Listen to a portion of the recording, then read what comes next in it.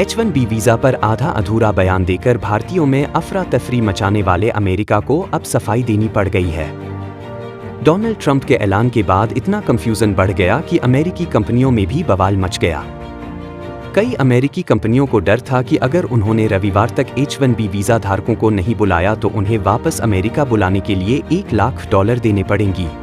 ऐसे में कई अमेरिकी कंपनियों ने त्योहारों के लिए छुट्टियां लेकर भारत लौटे H-1B वीजा धारकों को वापस आने के अलर्ट भेजने शुरू कर दिए।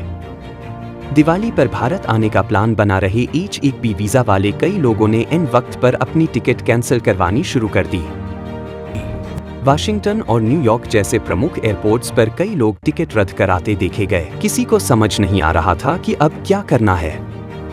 लेकिन अब आखिरकार अमेरिका ने बताया है कि उनके बयान का असली मतलब क्या है, किन भारतीयों पर अमेरिका के इस फैसले का असर पड़ेगा और किन लोगों को घबराने की जरूरत नहीं है।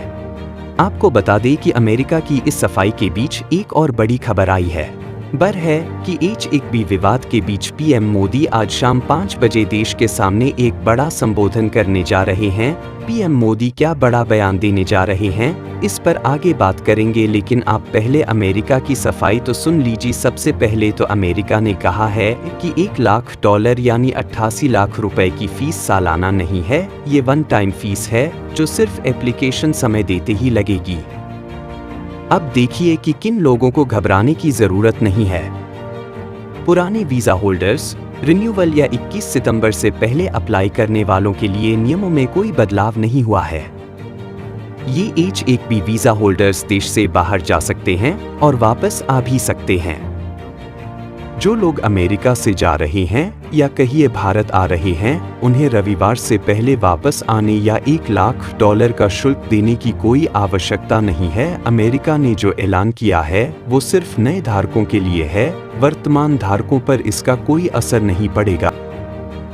मगर हमारा मानना है कि भारत को अब आगे की तैयारी करनी चाहिए। अमेरिका के पागलपन पर किसी को भरोसा नहीं करना चाहिए। भारत को अपने ही देश में अब अमेरिका से भी तगड़ा टेक और बिजनेस इकोसिस्टम तैयार करना होगा। भारत के टैलेंट को भारत में ही रोकना होगा।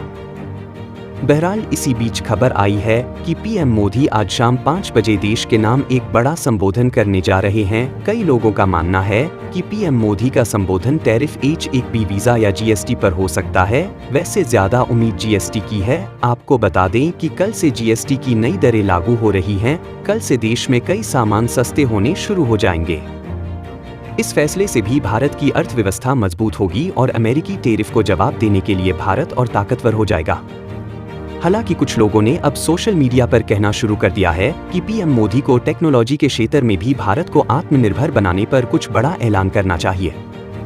पीएम मोदी पूरी ताकत से इसी कोशिश में है कि भारत हर क्षेत्र में आत्मनिर्भर बने, चाहे वो डिफेंस का क्षेत्र हो, व्यापार हो, कृषि हो या फिर अब टेक्नोलॉजी और इनोवेशन। सभी जगह पर भारत को आत्मनिर्भर बनने की जरूरत है। भारतीय लोग इतने टैलेंटेड हैं कि उन्हें किसी और देश की जरूरत नहीं है, बल्कि भारतीय लोगों के पास तो इतना टैलेंट है कि दूसरे देश भारत के कदमों पर आकर गिरेंगी। पीएम मोदी ने सही कहा है कि चिप हो या शिप, सब कुछ भारत में बनना चाहिए। हमारा भी मानना है कि आप भारत में रहे, भारत में काम करें, भारत का खाएं और भारत को ही आगे बढ़ाएं।